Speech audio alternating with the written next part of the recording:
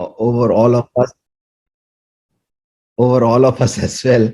Anyway, but the best part is that we as scientists should wade through all these issues and problems that come across us. And positive on a note that AWSAR fifth edition this year, I really want to thank Dr. Bharat Bhushan, Dr. Rashmi Sharma, and all the organizers of AWSAR workshops that have happened so far.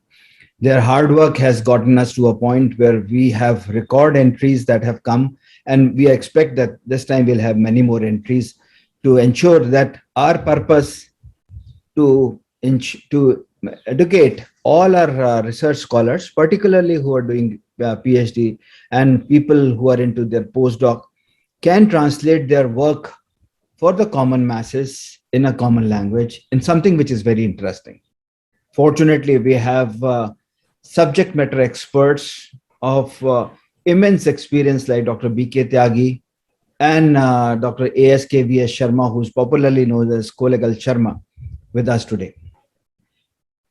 We all know the reason why AWSAR has been so popular is because we all know that whatever research that we do in our labs is confined to whatever knowledge that we gather while doing our research. But have we ever thought that we have a responsibility towards the society to tell that whatever research that we have done, how does it make sense to the person on the street, a person of common masses? And for that matter, I am glad to share with you that this AWSAR in its fourth year, am I right, Dr. Bharatbhushan? Yeah. So in its fourth edition now, we've come across more than 100,000 people, stories that have been there. And I'm sure we'll be crossing that mark very soon as well. So the purpose out here, my dear friends, young researchers, PDF fellows, is that if we can certainly tell what we are doing in our labs to a person, it means that we are very clear with the research that we are doing.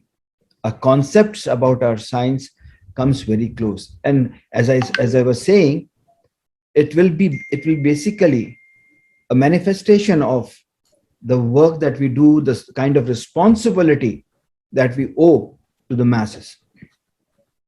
And this is why I would refer all of you to look at the May 2022 document of the Department of Science and Technology that talks about scientific social responsibility, which is called SSR. We all know corporate social responsibility. Corporates have a particular fund which they take out and serve it to the masses. Similarly, we also have something called scientific social responsibility.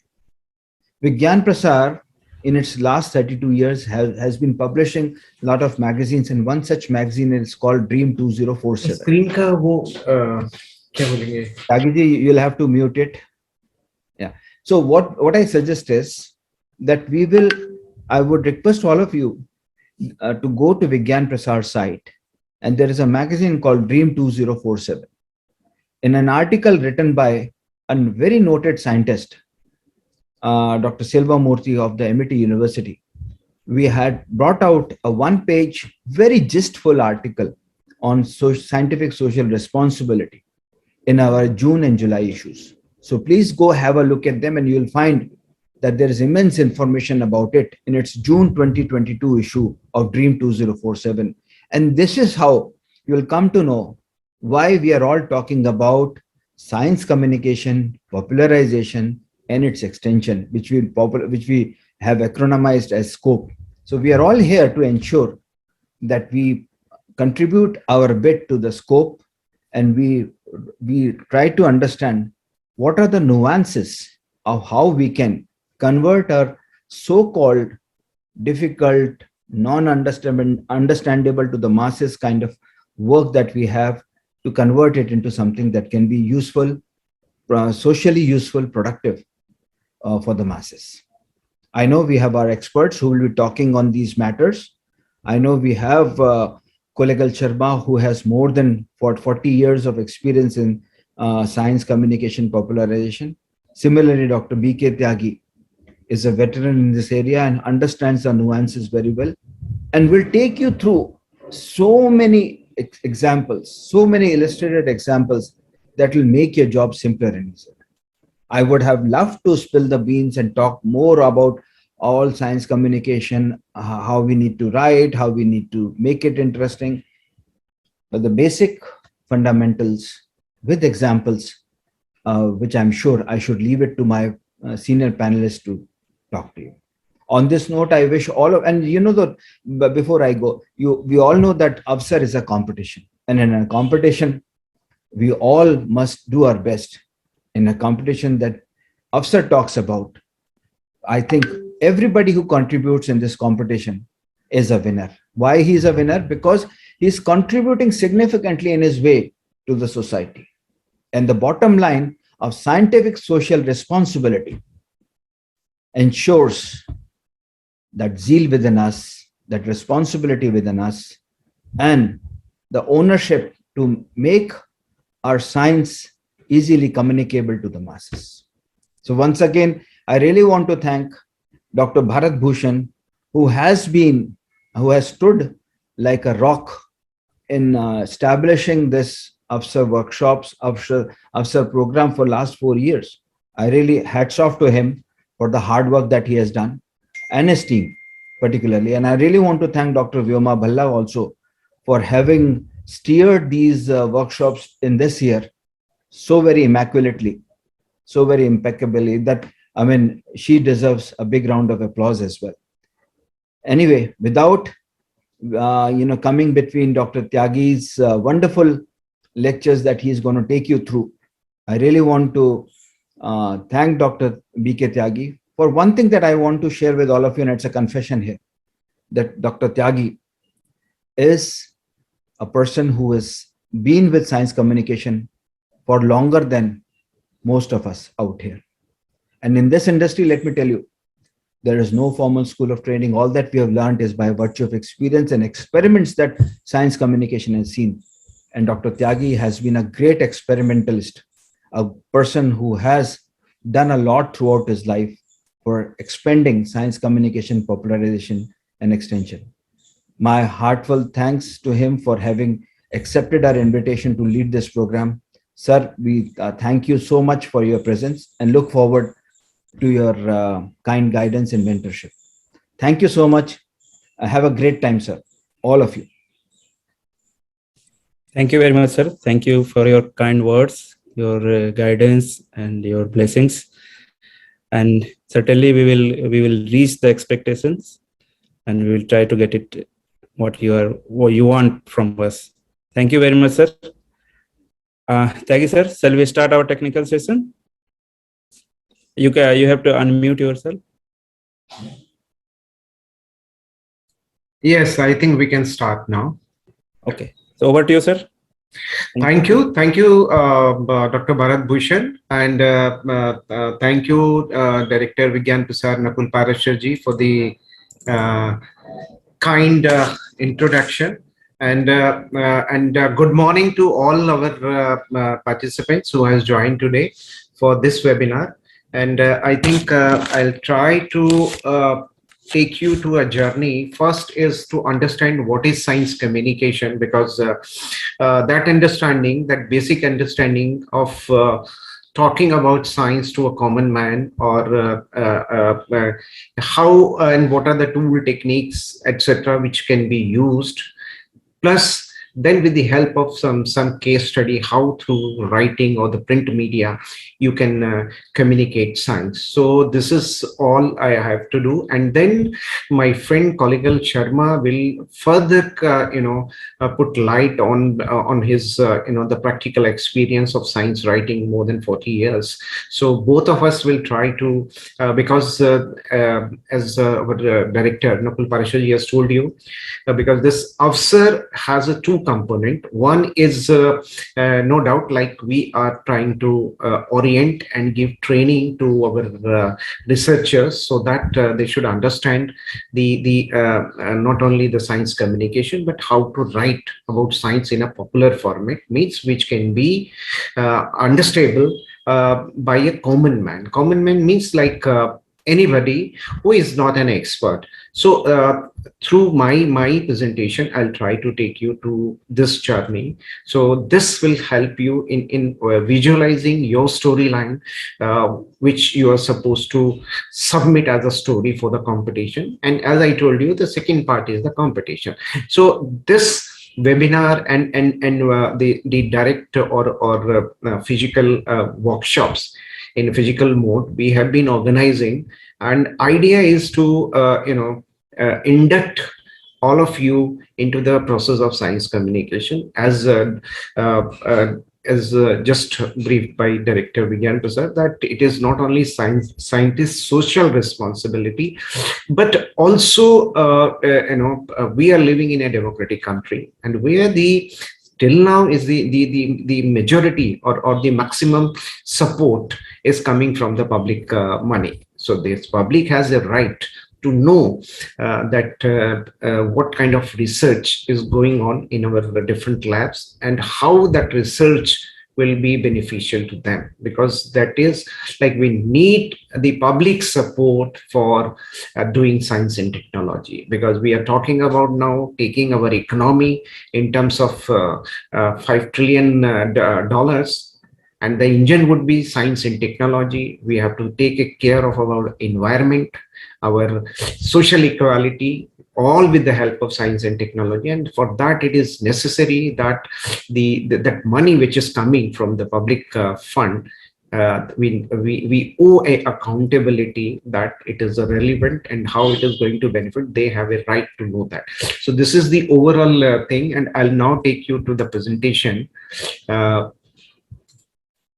So where with the help of this presentation, we'll try to understand what is science communication and how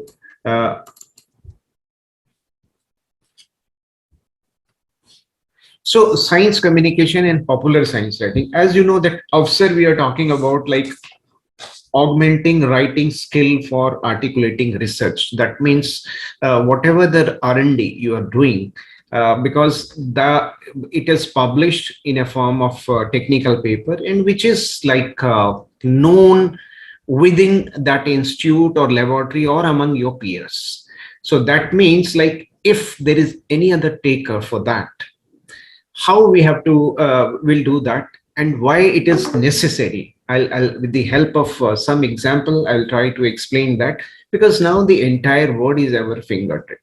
And world has become a global village. I think this IT revolution, and we are becoming a knowledge-based society. Means we have to create a new knowledge through R&D, and that new knowledge further can be converted, into money in terms of by starting a startup or industry. And also like research is not only in terms of bringing the social equality, but also to improve the environment. So like if any policy has to be made coming in terms of the new finding, I think that means that our policy maker should also understand that science part. And communication is the key to carry the benefit of scientific knowledge, because our standing in the world will depend upon how much scientific understanding we have, because we have seen in the case of corona, because of that viral disease, the corona, because the virus could not be seen. So in not only in India, but in different part of the country, you have seen how the people have protested, how they try to defy the social norms. There's by spreading, the rumors and all that it is a hoax by the government or by the authorities or by the state. There is nothing called corona does exist. So these kinds of statement we have heard where the government dealt with the felt a lot of pressure in terms of dealing such kind of scenario, and India was also not an exception. So our standing in the world, because now we are talking about the quality of our human resource, so that will depend on our ability to use scientific knowledge and the level of scientific thinking we have in terms of dealing our day-to-day problem. Okay, so this is all like for this science communication is necessary. And then what is science communication? Because science communication is an area of activity, research, and a policy that refer to public communication presenting science-related topic to non-experts using different means, modes, and media.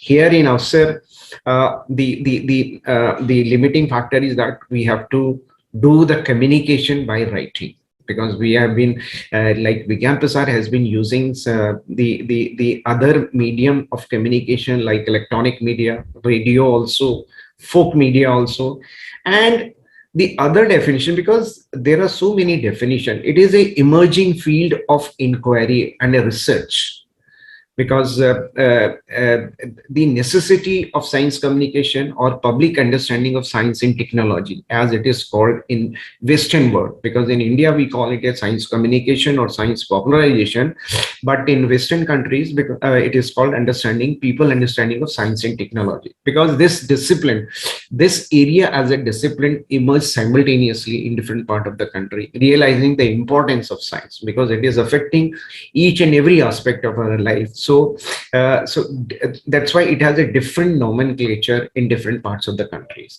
And also it is also known as like it is a process by which the scientific culture and its knowledge are incorporated into the common culture. Like when we are working in a lab, we are very scientific in our approach. We are very objective. We are following that method of science, by experimentation, observation, keeping a control, and deriving our conclusion based on the fact or the data which we have collected. So that means like there are two cultures, one in the lab and other is outside. So when we are outside the lab, I'm talking not you and me, I'm saying the common man, when he is outside, he is not aware of that culture, and he is he is already, you know, that social culture, which if we look at it over the scenario in many area, instead of going for the scientific or the solution of corona disease being offered by science and technology, people start falling on myth and superstitions, because a new deity emerged on scenario which was called as a Corona Maya in Uttar Pradesh, Jharkhand, Bihar, and certain parts of Assam. So this is like when there is a gap, when the scientific culture and the common culture, there is a gap, information gap. So we come across such kind of scenario, which is very means harmful to the society as a whole. When solution is there and we are not using it, where it is because of that lack of scientific culture or the information gap. And in case of corona, it has been established throughout the world that this gap does exist, because the behavior of the people like India, it was almost same across the world.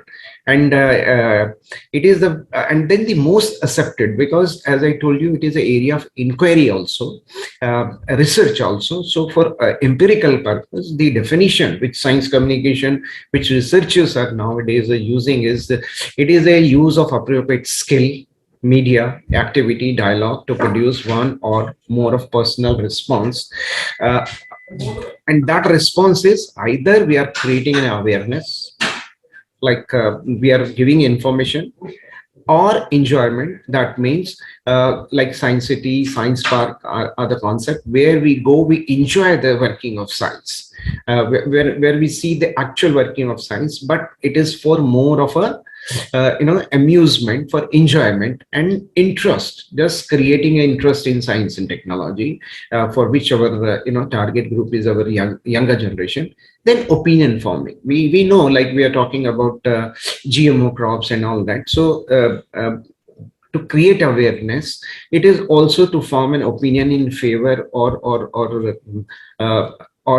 agreement or for disagreement of a particular kind of thing. So this is overall, you can say, and the main objective of science communication is to make people aware of scientific and technical development, to enhance the level of science and technology literacy, and to enable them to take an informed and rational decisions. So that means filling that information gap in terms of giving more and more communicating science and technology, it is to not only create a scientific temperament, which is a constitutional mandate also, but also to strengthen their rational decision-making ability. So based on scientific fact and information, they can take a better decision, and to develop scientific and technological temper in them, which reflect on their systematic and the rational role, behavior, and conduct in the society, which we have seen in case of corona, which was not reflected by behavior of our people across the world, not only I should say in India, but across the world. So this is necessary. This is the necessity of science communication, and it has science communication today. In current scenario, it has a social implication, which we have seen. If there is an information gap, what kind of the corona pandemic, the social situation it has created, the mass migration of the labor, then imposing social norm, how the government was facing difficulty in dealing those people who were defying those norms.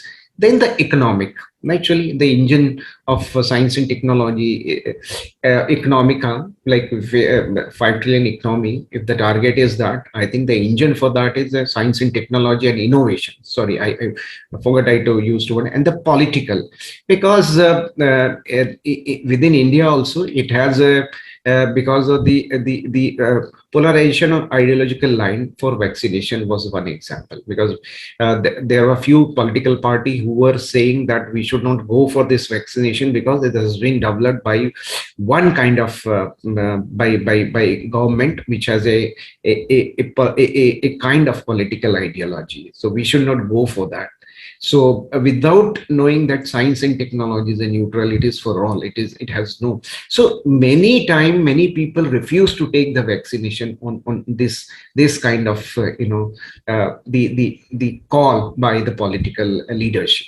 So and the diplomatic, we have seen like the way we have provided the vaccine to our neighboring country, it has helped us to achieve that, to consolidate our diplomatic relation with those neighboring country. So this is like for this, and also that means the target group for this science communication is first is the policymaker, because if our people who are sitting in our parliament, if they don't know about the latest development of science and technology, I think we will be will be taking a backseat in terms of this scenario which will be coming up in dealing with that. The cybercrime is one of that area.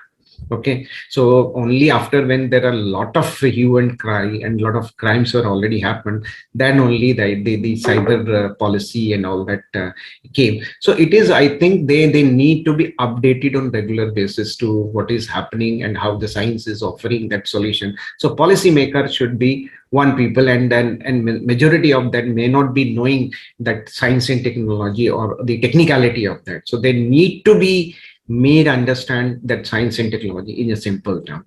Second is the industries, because whenever like you are coming up with a new knowledge which has economic potential, but if you don't have a money to invest into that to start your own startup. Now this culture of startup has come because government is supporting that, but in earlier case, so industry should also know the potential of that, what the new R&D or what new knowledge has been created. And third is definitely the student to create, because we need a constant supply of manpower in terms of new professionals, new scientists. So student and the youngster should be there, and the common people, because we need to, if our society, the common behavior of a society should reflect the scientific approach, scientific methodology in all aspects of their life.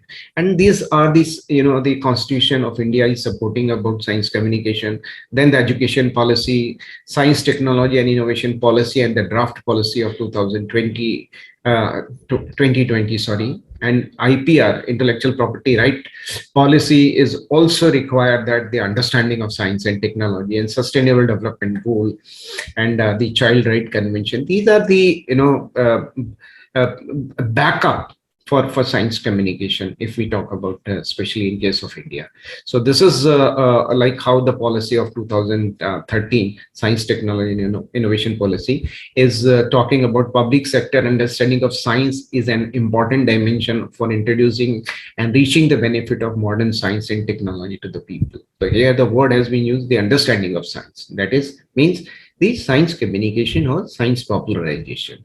So these are the mediums which has been used for science communication in India, like print media, and I have highlighted it in a different color because your area of play for this competition is a print media. You have to write in a word 1,500 words about your research in a popular way, or to without thinking that it is not for your peers. You have to write it for a common man. And who is common man? I think we'll come to next into that. Then the electronic media, social media, digital interactive communication, the way I'm discussing with you, this is the interactive mode of communication, and the folk media. So Vigyan Prasad, who is who is implementing this AWSAR program, is using all these possible means and medium. And so if you look at like what is the purpose of that research. So purpose of research is to generate a new knowledge, okay, to generate or develop a new knowledge. That means something which is not known earlier. Okay, and then and it may be pure or experimental. Okay, so like if it's in a pure research, fundamental research, it may be may not have a direct commercial value, but people need to understand that. For example, like when the photoelectric effect was that paper was published, for which I think Einstein was given Nobel Prize. At that time, the entire electronic industry will based on that. Today, what the food we are ripening now, it was not visualized at that time. So the basic research, when it can be converted into a technology, is not known, but it takes some time. So whatever the technological boom we are utilizing, or which we are enjoying nowadays, the basic research for that was done long back. So this basic research lead to the food for thought for the future scientists or researchers to convert that into technology. So that's why that knowing about that that breakthrough in research is very important. And second is obviously the applied, where which is where we do the experiments, we do the field survey, etc. So this, it depend on that, like but overall your research is a data, okay, and then you sorted out your data, then you arrange them, you try to give a logic to that, you present them visually, and then it need to be explained with a story. I think if you take those, if you understand about your research in that way, I think I'm sure all of you can write very interesting story about your research. So so when you start, means like writing about your research, you ask few questions from yourself. What new will add my research to the existing knowledge? Many times it just happened that the additional or the new component is very incremental, but it is a new thing. So that means when we are talking about our science, we have to be highlighting mainly that primary data which we have collected, not the secondary data, because those are the obvious facts which are already known. So something not known earlier, it may be in the pure area or the applied area in terms of academic knowledge, it may be a method, it may be a product, or it may be a protocol. So that should be the highlight of your research article in a popular format. And what do the finding imply?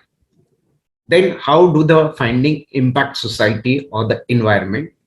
Because now the paradigm of entire research in terms of innovation or new development is sustainability. Sustainable development goal are already defined those that. So that means your research has to qualify that parameter of that it will not be harming the environment or will not be disturbing the sustainability of this planet Earth, and bringing the gap between science and bridging the gap between science and society. So your approach should be that you are trying to bridge that gap between science and society. Okay, and what result drove you to that conclusion, and why do you think the result are relevant to the society? That means your mediation, when you plan to take up that research in that area, that means there were a few things in your mind. Okay, so those should also be reflected, and how expensive, economical are the procedure, method, or product. Suppose if it's a product, and how difficult, easy were the procedures or the thing which you have done. Okay, so start with a quote. I think it's better to write, undermine the obvious. Science as a tool of myth busting. Remind people of their childhood, because we have to start that there should be a connect between the science and the person. Okay, then they use the story of some celebrity character or incident. Because I'll give you my example. When I was supposed to write one article on myasthenia, that's a autoimmune disorder where whatever you are eating, it's just an old age problem, but it may be in some young cases I have seen that you cannot engulf that. There is a difficulty, so you have to take a medicine before your food. So that disability, like one of the celebrity, Amitabh Bachchan, the best voice in Hollywood, he is also having that disorder, and last I think more than 20 years he is taking that medicine, and he is maintaining a normal lifestyle. So if we have to write about that kind of thing, so that connect can be established with this kind of thing, where the public memory is already connected, or that person or that personality or that incident is already in the mind of public. Then call for action, participation, if it's a field-based research, or to be specific, and be concise. Don't add a lot of other things. So now I'll give you one example about the common writing for the common man, or writing for the peers, or when you think like you are writing something which could not make much meaning to the other people. He's a famous poet, Ghalib Saha, but he was not very popular or famous among his contemporary or during his own time, because he used to write very complicated poetry. So here one of his, why it was complicated? Because it was difficult for people to comprehend what exactly he want to say. So here is one share by him. He say, "Magaz ko baag mein jaane na dijiye. क्या कि नाहक खून परवानों का होगा." That means don't allow honeybee to enter into the garden. Okay, if we'll enter into the garden, it will unnecessarily lead to the killing of insects or that parwana. So now the people were a bit confused how the going of honeybee into the garden is connected with the killing of that insect. So, but here there was a different layer, logical layer, which he could not give here, obviously, because he thought other people are equally, intelligent like him. So that means he said, once the honeybee will go into the garden, it will collect the nectar. If he will collect the nectar, it will make the honey. With honey, it will make the wax. And then from the wax, the candle will be made. And when the candle will be burned, I think that those insects will come around him. Shama Parvana, you might have seen, very romantic word. So whenever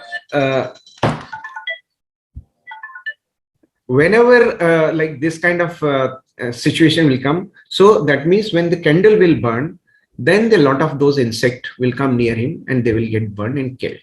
So that means those layer of those one by one were missing here. So to look at that kind of shairi, the other contemporary from that the quote of that Bahadur Shah Jafar, because the last Mughal king of India, in which quote Ghalib was there, the other Clare was also, or can say the Mir Sahib, this was another poet. He said, "Aapne kaha aur aap hi samjhe, to kya samjhe?" Aapne kaha, whether you writing and you are understanding, means you are writing and only your peers are understanding. That means तो क्या समझे, that means it has no meaning. कहने का मजा तब है जब एक कहे और दूसरा समझे. So the entire gist of that popular science writing or science communication has been captured by this shape beautifully. So if now suppose generally what is happening, like here through this cartoon we'll try to understand. Here is a scientist and some journalists approach it. So journalists represent here the common man, okay, who is trying to bridge the gap by collecting information and by writing, scientific writing, he's creating an awareness. So whenever a journal man is approaching to you, suppose if I ask you what is your breakthrough, so then you write this kind of equation. So that means it has no meaning for me. Okay, so here they now try to get the similarity between the share of Ghalib Sahab and the way the scientist is communicating to a common man. This will not work because scientists cannot, common man cannot understand those equation, technical word, those jargonized things. Now look at this beautifully. This has captured this cartoon. Now, if we use a lot of technical word in our scientific writing, so that means it cannot be comprehended by a common man. So here, look at this person is searching for a water. So one, it is written water where it is 9 kilometers away. Then H2O, which is just 50 meters away. But he could not make a meaning to H2O. So what he can understand is only water, and he start moving towards 9 kilometers to get that water instead of that 50 meters. So that means a communication is a meaningful only if it is comprehensible to the target audience. As I told you, 4-5 people, the legislator, the policymaker, even your judiciary also, bureaucrats also, member of parliament also, then the students, then the common man. Though to target, of course, we don't expect 100% success, but even then also, this is, you can now, I think, whenever you're making an effort to take science to the people, you have to understand this should be also in your mind. And for that, I think you can, you can discuss, you can show your write-up to your friends, to your family members, because science communication is a complicated subject, because most of the terminology which we are using is foreign. For that, there may or may not be parallel word in popular English language. So that means in such scenario, how we have to do that. So this is all, like, as I told you, science writing, science communication is a skill and as well as an art also. So you have to first understand your audience, and then looking at the mental level of your audience, you have to start writing about that. Okay, so this because the difference between scientific writing, because scientific writings you publish in a peer-reviewed journal for the scientific community, and it is a new knowledge. You use a lot of technical terms, you use table, figure, references. But in popular science writing, it is to be published in a newspaper, magazine, blog, on so on. And it is for everyone, including scientists, because now science is so specialized. Even if suppose I am from life science, from physics, those technical paper even make no sense to me. For that, I'm equally illiterate for those, if it's a quantum physics breakthrough, which something has to be communicated to me. So I'm an illiterate person. I'm totally like a layman for that person. So that's why the scientists are also in other discipline, our target group, and the knowledge review, simple term, and examples and illustrations. This is, and for that, generally we use that reverse pyramid approach. So in journalism or in science writing, the inverted pyramid refers to a story structure where the most important information or what might even be considered to be conclusion is presented first. That means we create a curiosity, and then the who, what, when, where, and why appear to be the start of a story, followed by supporting details and background information. I think with this, you just try to keep this in mind, that reverse pyramid structure. So the most important information about an event, all that W should come first, then the crucial information expanding the topic, argument, controversy, story, evidence, background details, and the tail, the extra information, interesting related items, journalistic assessment, etc., should come as a tail into that. So what Einstein, because Einstein used to say, people knew me more than my research, कि मुझे को ज्यादा जानते हैं बजाय मेरी research के, जो मैंने किया है उसको नहीं जानते हैं. Because most of the people, when you ask in which area the Nobel Prize was given to Einstein, most of the people say it is for theory of relativity. But in fact, it wasn't. It was for photoelectric effect. So he said the basic of popular science writing is think in your mother tongue. And you need to have a basic understanding of science. So, but here I think all our scholars has a basic understanding of science. So second condition is already fulfilled by them. And I still say, if you want to take science to the people, first communicate it with your grandparents, with your neighbors, with your friends, with your family member. And this is possible only if you yourself have the basic understanding of science. So then you can say, make sure the paper has a main theme and a punchline. Avoid data dumping. Provide context to prior literature and cite the original work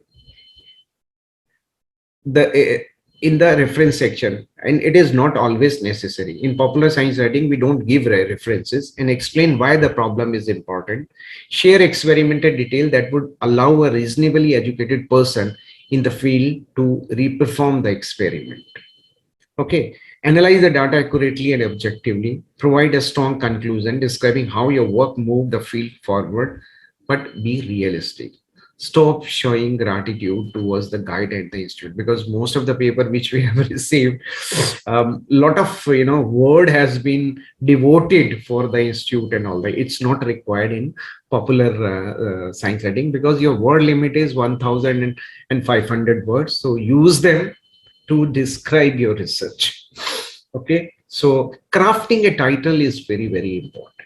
So that should not be more than maximum 200 words, 20 words, and it should resonate with your, topic and whatever the image, graphic, etc. And don't say that it is like claim like first and only, and avoid also the listing a lot of potential applications, because this is also one of the tendency, and avoid acronyms tends to have little meaning outside a specific area. Okay, so these are a few where as you start writing, you will learn more and more. I think, my friend, so title is very important, because I have taken some pictures, some posters. Looking at the title itself, you can guess about, and with this visual, you can guess like the storyline and all that, or about the theme of your article. So like the latest was this Talwar, where it was based on a real incident, Arushi, I think, murder case. So, and then Ek Phool Do Mali. These are some of my best, Hindi title along with the poster, Mother India. So then this Lagan was obviously, and then these were some of those Hollywood posters like Metropolis. This was the first silent film which was on a scientific fiction, which was a science fiction film using a robot, based on robot. And Exorcist, you can see, that means some mystery kind of thing is there. And these are about this aliens and ET. So that means by reading or looking at the title itself, create some curiosity. So this should be your approach to that. And these are like the three idiots thing. And if I'll give you an exercise, like which one you think was the most visually appealing title in all of these three. So it may, no doubt there may be some element of subjectivity, but the most qualifying should be, I think, the middle one, if I'll go by my perception. Okay, so these were actually some of the title, you can say, which was given by our participants. So we try to categorize them: the poor, average, and very good. So don't give the topic of your research as it is as the title. Try to give a very, very popular title which has a social connect, which by which people can correlate your research with their day-to-day life, or with some known incident, or with some known fact which is already fresh in the mind of public memory. Okay, so these are now look at this particular case study, because this is one of my best science article. This was a research done in Germany on this spinach, palak, because we all know this fact that in our childhood, our parents used to always compel us to eat that leafy green vegetable palak, because it will boost our power. Okay, so so here the research was like that. In the laboratory, the active compound was isolated, and which turned out to be that it in fact boost the power, muscular strength. And then experiment was done on a number of people. So that means as a part of methodology. And now it does show that the palak or the spinach has a power, has a element which does boost the power. So now how the title has been finalized or done by this journalist is, say, you might have seen that popular cartoon Papaya, and who used to get a strength for beating the villain and all that by eating that spinach, which you might see in this picture. So he has not used any picture of from the lab and all that. In fact, he has used a cartoon, and cartoon has a statement. And then he gave a statement which qualify to be as a part of research. It said the papaya right, eating spinach does boost power. Okay, so that means that active compound which was isolated in the lab, then it was experimented by giving the doses of to a number of people who volunteered for that research, and the finding of that concluded that it does boost the power. Okay, so scientists say vegetable has a steroid-like chemical and must be on the list of prohibited item of athlete. Now, if you look at the reverse pyramid, I think the title has already explained title with such a thing which was fresh in the public memory, and there it is a correlatable to the thing. And then it's the second thing, like if we analyze that, so public memory has used, scientists has recommended that aldosterone, this was the hormone actually. Now the most interesting part was that active compound which was isolated as a part of research, which boosts the power, it fall into the category of in the category of I think hormone, which is a aldosterone, which is in the category of steroid. So that means if a player is eating that means he is if a dope test is performed based on this, if this active compound is included in the list of prohibited list of those steroid, so that means this player will be disqualified. So most of the players which are vegetarian, they are eating that only, spinach only, to boost the power. So that means all will be now out of that athletic tournament because of that dope test, which will show the positive thing. So this is the implication of that research. So now look at now it can be again, you know, add to the something to if you have to think about Indian scenario. Okay, so that means most of our player, whosoever is going there, they will be, you know, out from that competition on the basis of this test. So how will defend that? How will mediate that? How will bring out that our perception into that? So here the public memory has been used in deciding the title, and the first New Delhi Papaya was definitely into something when he ripened open cans of spinach before beating up the bad guys for his beloved olive. Now scientists in Germany say the cartoon character may well have been doping to get the superhuman strength. Look at the beautiful word, how they, and scientists at the University Institute of Pharmacy has recommended that aldosterone, a hormone found in spinach, be included in the list of prohibited substances for athletes. A study involving, now here the outcome and the methodology has been explained here. So nowhere it sounds like a technical paper.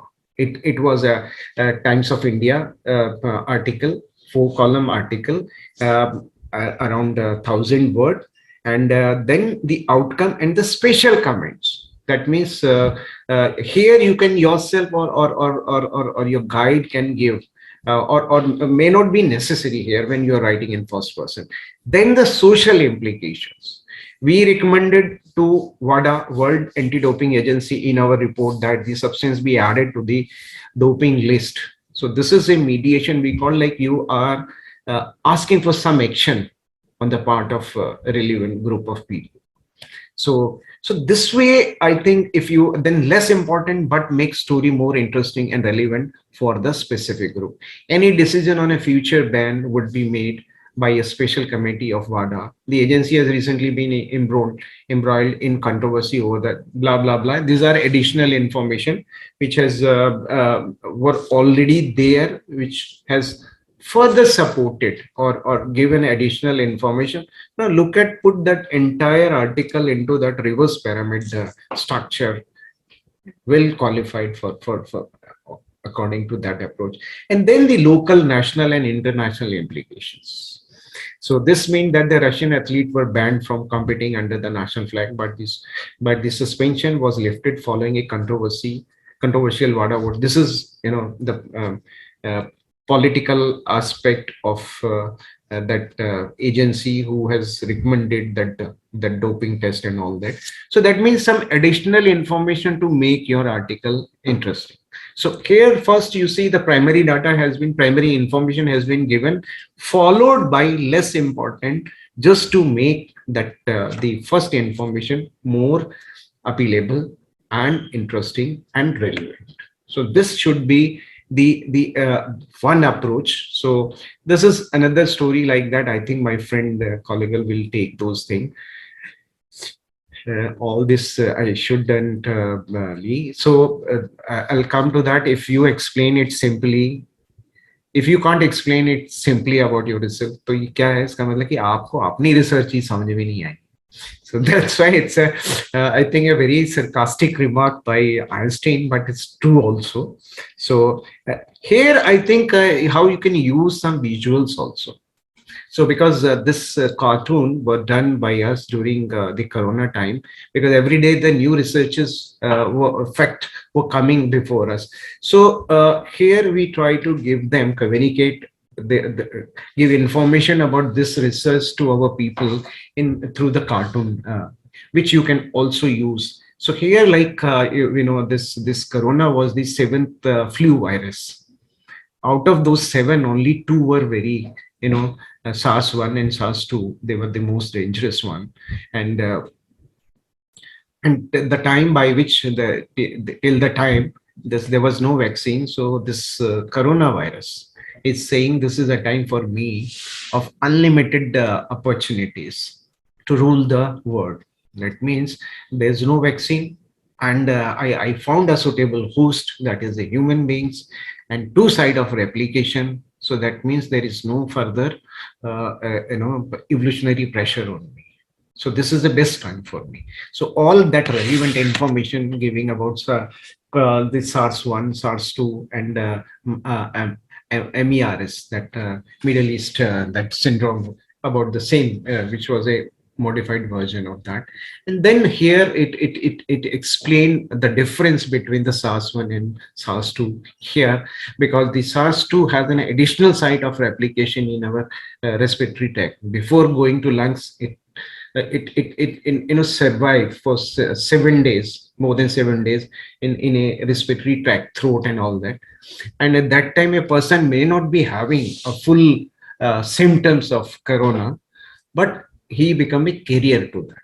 So here you can see the SARS-1 and SARS-2. SARS-2 has been shown bit smart, and he's saying, my cousin SARS-1 is a bit dumb. I'm smart. Why I'm smart? Because I have a 2 site of replication in human body. So promoted with additional site for replication. So this is the result when they are coming out of school has been.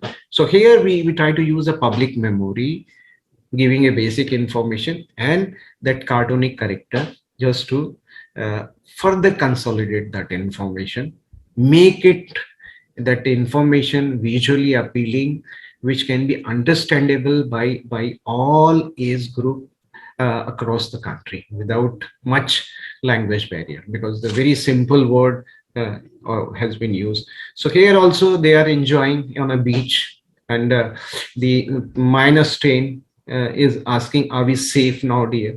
So Corona is saying that was before the vaccine scenario.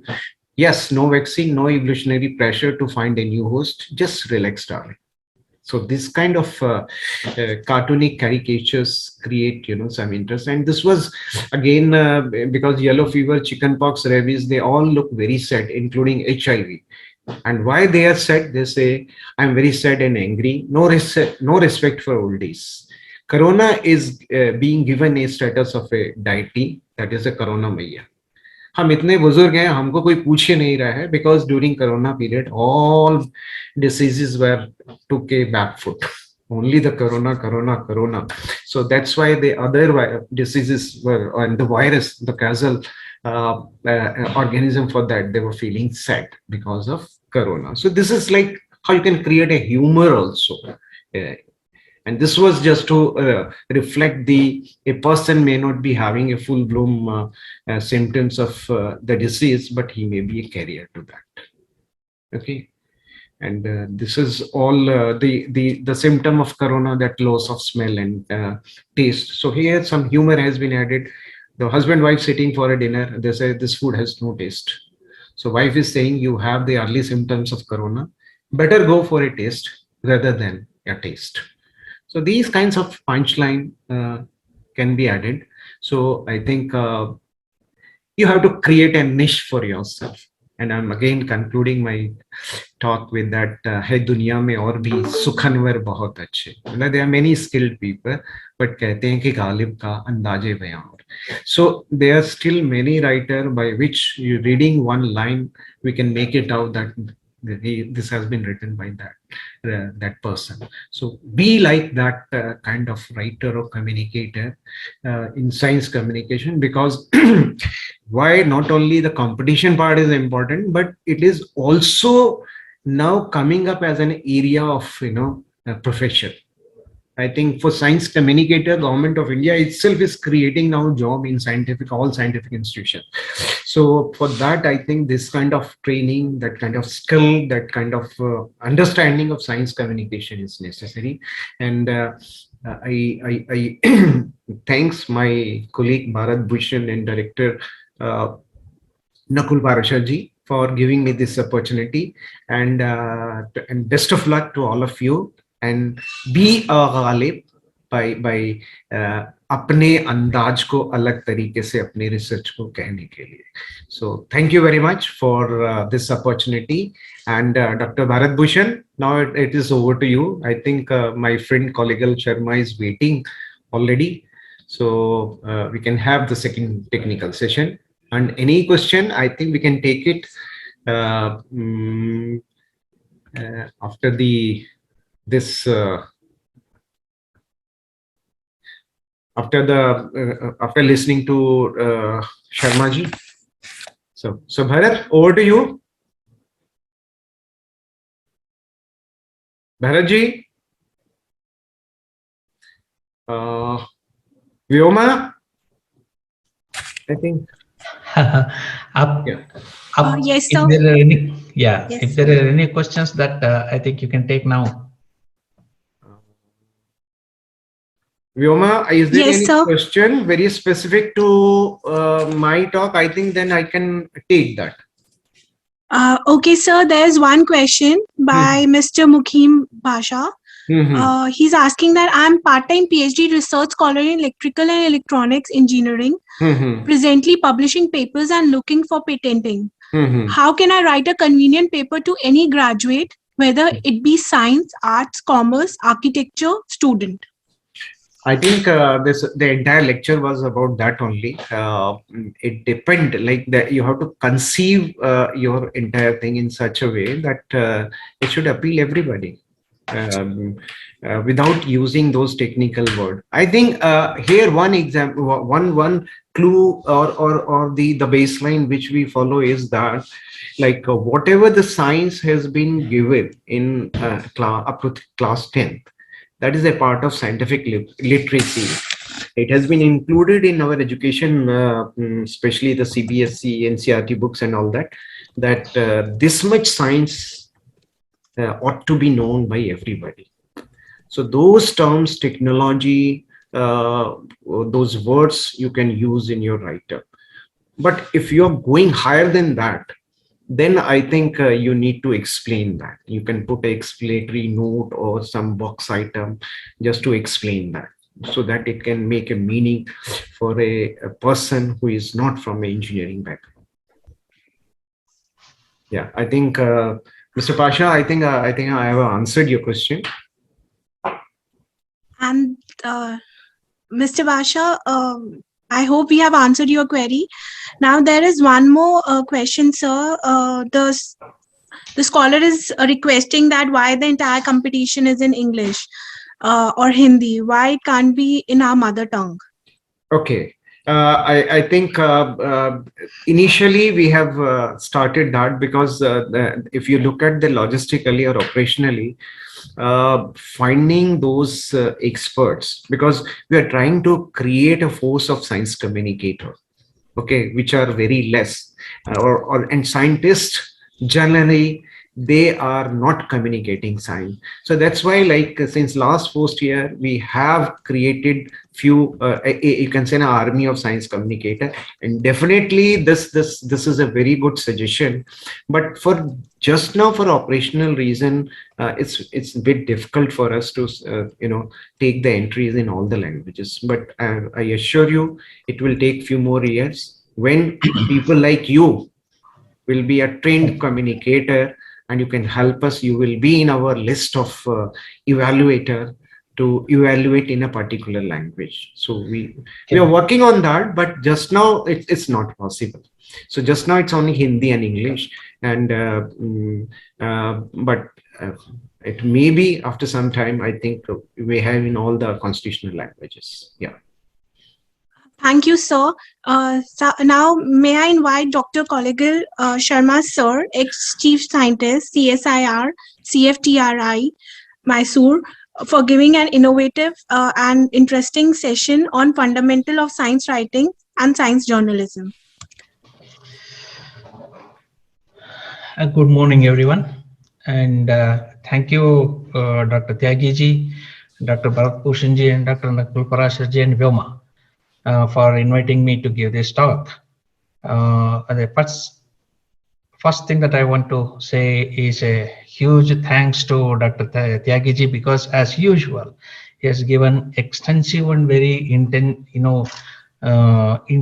what do we say, very deep knowledge about what is science communication and how we go about that, especially with the very specific reference to AWSAR, taking examples from AWSAR.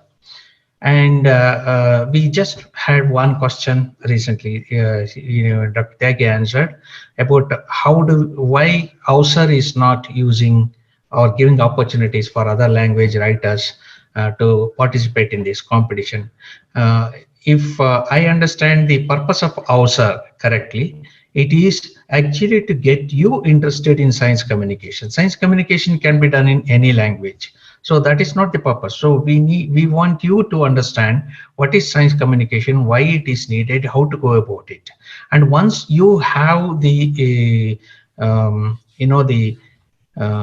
bearing on this, then it will be easier for you to communicate in your own language. There will be few slight adjustments that you need to do, and that can always be done. The thing that we want to understand is, why do we need to talk about science, and how do we do that? So let me just talk to you about these aspects, not on the theoretical aspect. So what I have done, and my experience in this field, when I try to communicate science with others. So I must tell you here, the first instance, that I am not a practicing scientist, in the sense that I don't do lab work like you do. I used to do, but not anymore. So I'm basically a science communicator, communicating what is happening in the scientific world to the common people. And how I do, why I do, is what I would like to share with you. And now, can I have the sharing option?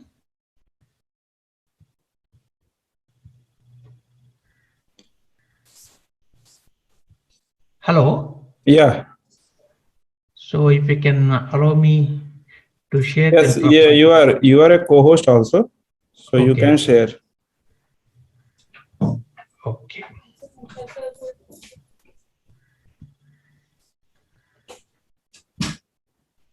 I'm sharing my PPT. Hope that is hope that is visible. Hello, Bhushanji. Yes, sir. Screen are visible. Yeah. Okay. So let's go about the popular science and science journalism. What is it? Can you put it in the full screen mode, sir? I have put it in the full screen mode.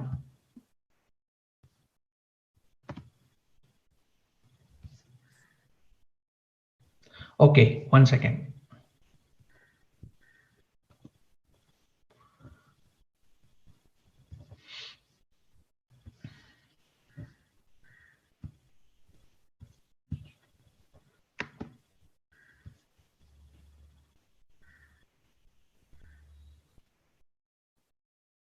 How do you do that? Is there a hello? Is there a shortcut? So it's near the volume button in bottom side.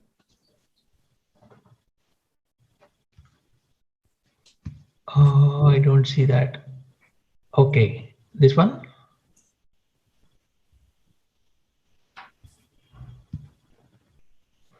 Yeah, and this one, sir. There are 4 icons. Yeah.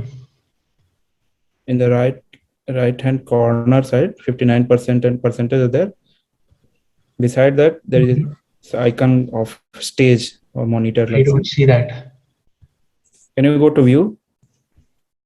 1 second. Let me just. Okay. It's on. Can you go to view option? No, I'm sharing the PowerPoint. No. Okay. View option. Okay. Full scale.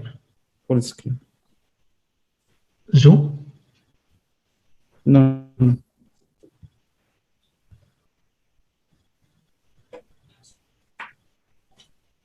100%. Slideshow. Go to the slideshow option. Yeah.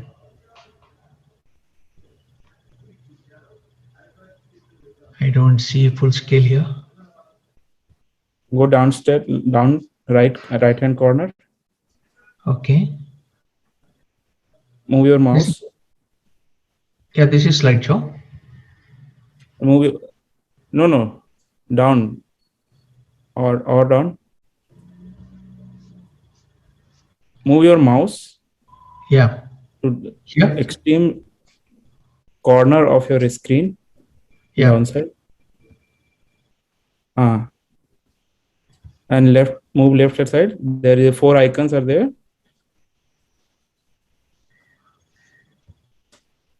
Left side, bottom. Right side. Okay. No. Okay. I don't know. I will have to redo this. F10, This one? F10, press F10 in the F10. keyboard. Okay, that should be okay.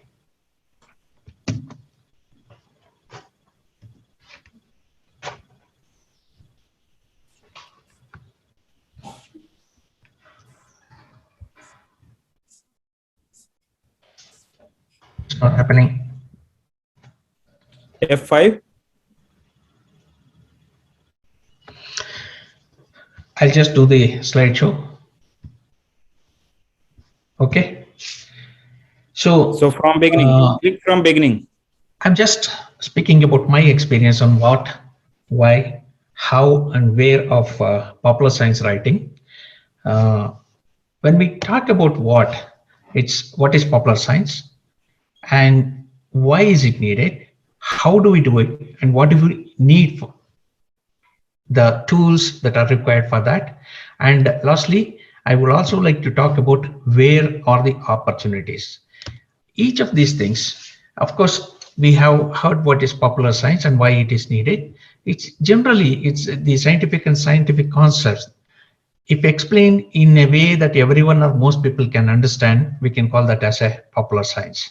And this explanation, when we put it in a textual form, it is called popular science writing, or and if it is popularizing through other media, there are many other names that we talk about. And with regard to the popular science articles and science journalism, there is a slight difference. The journalism can be of two types.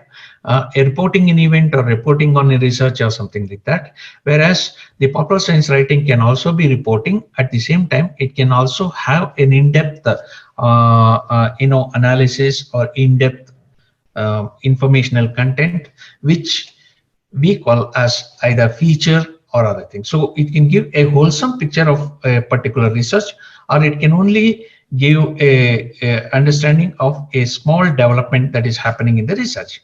So in case of AWSAR, what we are talking about is what you have done, which is only an incremental advancement in the science that in the field that you have been working on. So therefore, if we talk about what you could do, there are two things that you can do. One is, of course, write a journalism report, which usually is a very short report, which has the inverted triangle structure that Dr. Tyagi was talking about. And the other one is a longer form, generally about 1,000 to 2,000 words of a feature. And both of them can be need to be in popular mode. So what do we mean by popular mode? Let me start with this one. This is an article that I wrote nearly 40 years ago in 1984. It's in Kannada, so the language doesn't matter, but the principles are the things that we need to understand about the popular science. So at that time, when I wanted to write on this article, I chose this particular topic. I was not a researcher in medical science. I was not a researcher in genetics. I was just a student, and the topic interested me because amniocentesis was a fresh technique, a new technique that was being practiced, not in every town. It was only in some prestigious places, like some hospitals in Bangalore, Bombay. It was also not available at the time in Delhi. So I came to know about this through a science magazine called Science Today. At that time, actually, there were only two magazines, the Science Today and the Science Reporter. So the information that we used, there were see, the access to magazines like Nature or Science or any of the scientific journals was very difficult. So we had to go to libraries in cities like Mysore or in cities like Bangalore, to universities where even entry would be need a membership, and many other restrictions were there. So these were the magazines that were supporting us, giving us information on science, besides the newspapers which used to carry articles on these kind of types. So this particular article was published in Prajavani, which was one of the most popular newspapers of that time, in its Sunday edition. I wrote this based on an article published in Science Today, not on the actual research paper that was responsible for any of these things. So as we understand, amniocentesis, if we talk about, it's a technique that is used for prenatal diagnosis, and the technique was not developed by one researcher. It happened over incremental ways. So somebody identified that amniocentesis, amniotic fluid has cells. Someone else found a technique of extracting it and culturing it, and someone else had another technique of analyzing the chromosomes on it. And so all these things got together, and there was one technique that was developed. So all these aspects was talked about in this article. Interestingly, when I wrote this article, I had a belief that, whenever it happens with you people also, youngsters who want to write. So how do we go about writing a popular science article? If you have a doubt, it is a very simple technique. You just write what you feel. Okay, you don't have to say that, okay, I'm going to teach this, I'm going to tell them about a new technology or a new science or anything like that.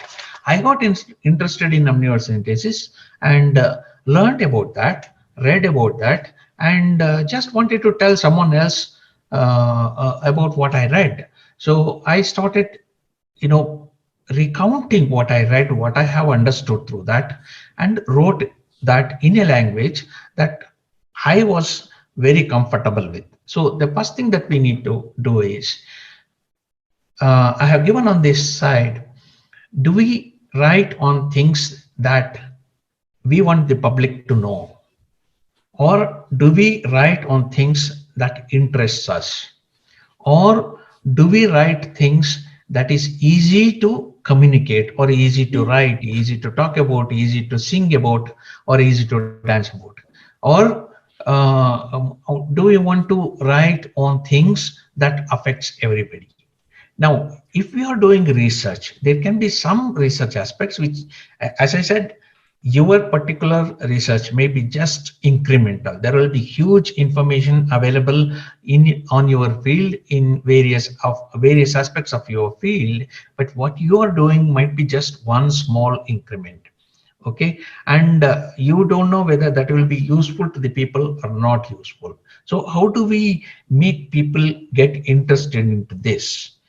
Do they want to know about this? If they don't want to know, how do you want to tell them that, okay, please, you see, I have something interesting happening here, and that's what popular science is all about, and the AWSAR competition is all about. Here, if you can talk about your research in an interesting way, that is the most important thing that we need. Somebody asked one question. Excuse me, sir. Sorry to interrupt. Saying that can we use fiction to talk about your research? So here there are two things that we want to know about. When you say about fiction, Dr. Sharma, sorry to interrupt you. If that is the case, your slides are not moving. Is to stress a point of to stress on a particular aspect of your research to make it more understandable to people. If you are using a fiction as a support, that's fine. But if you want to actually write a story, a fiction, something that is, hello.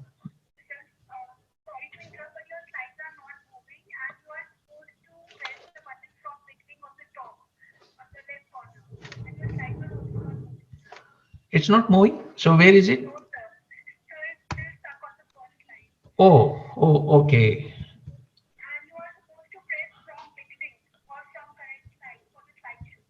Okay, now it is moving. Now? I don't know what is the problem. Okay, let me just check. Huh.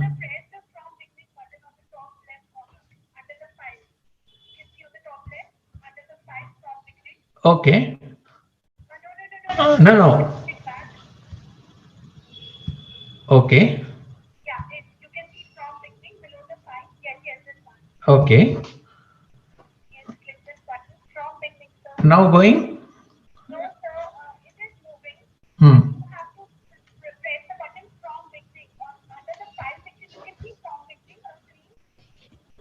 Yes, madam. I have clicked it. Okay. Now it is from the beginning. Okay. Now? Oh, I don't know. Yeah, I am moving manually. Okay.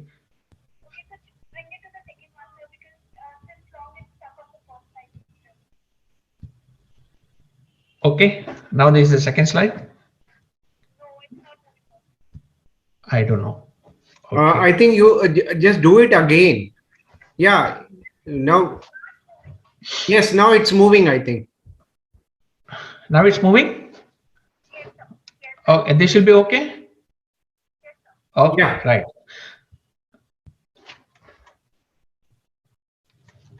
Okay. I'm sorry.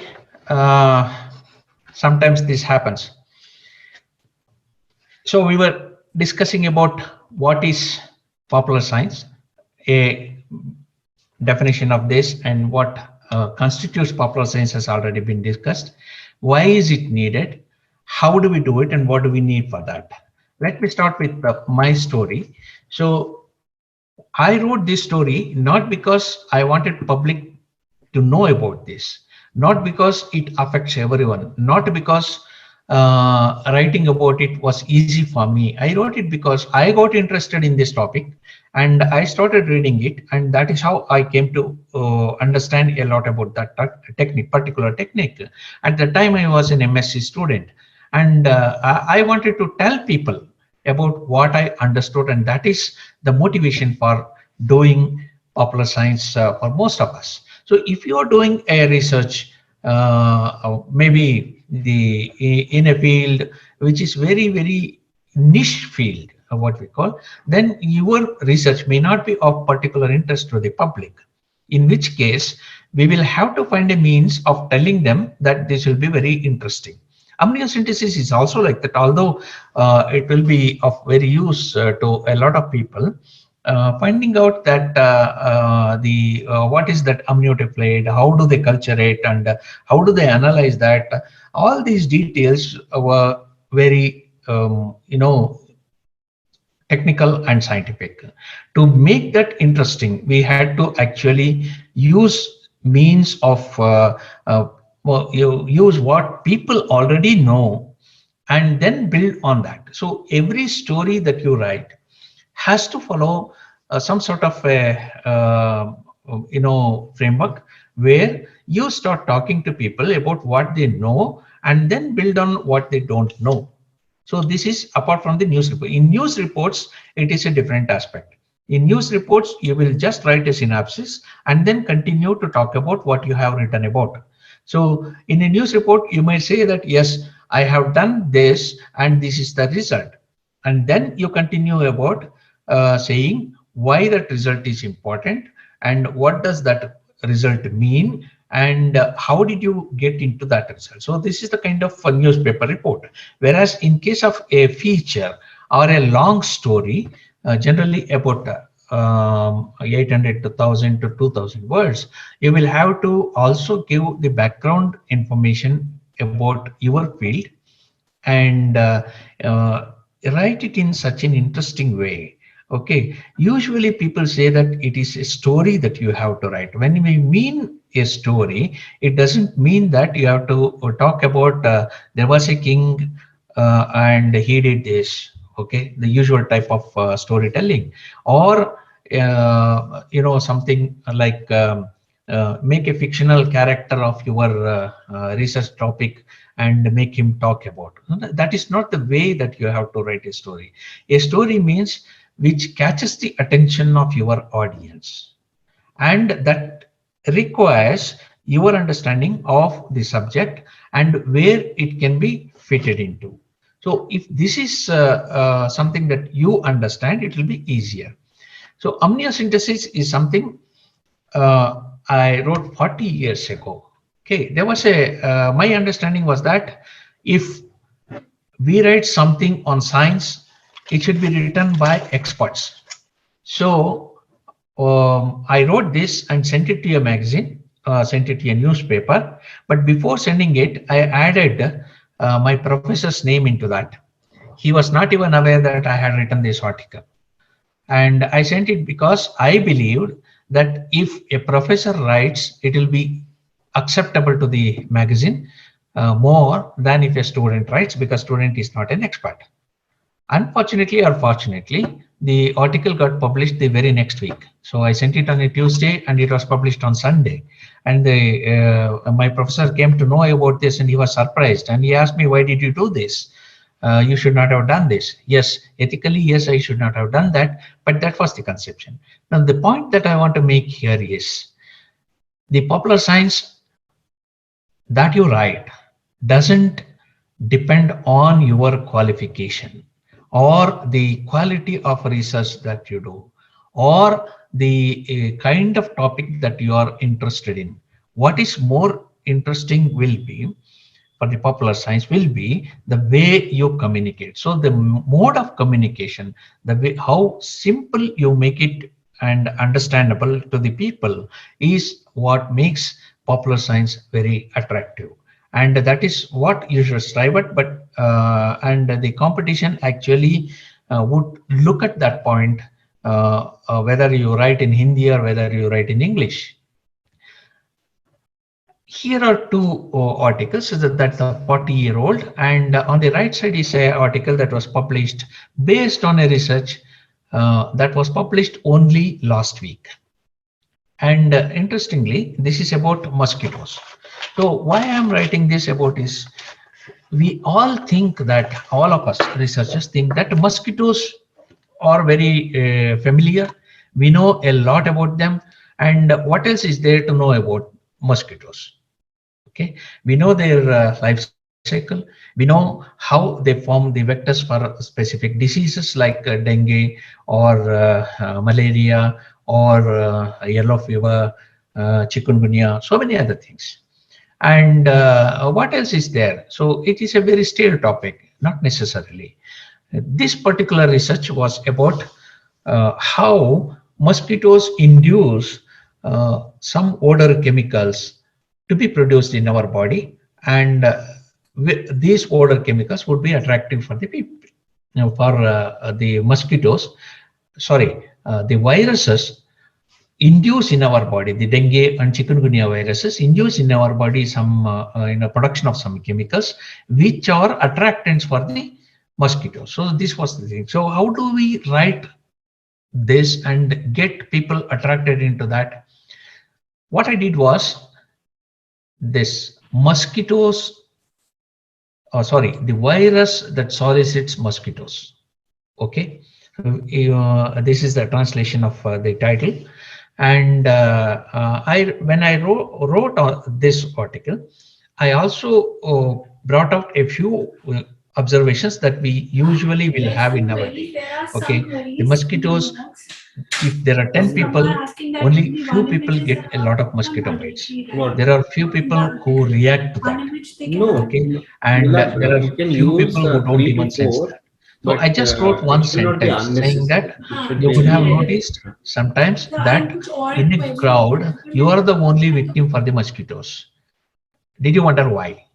This particular sentence was so attractive. On Facebook and over my WhatsApp, groups, Many people commented on that, and they read the article only because of that.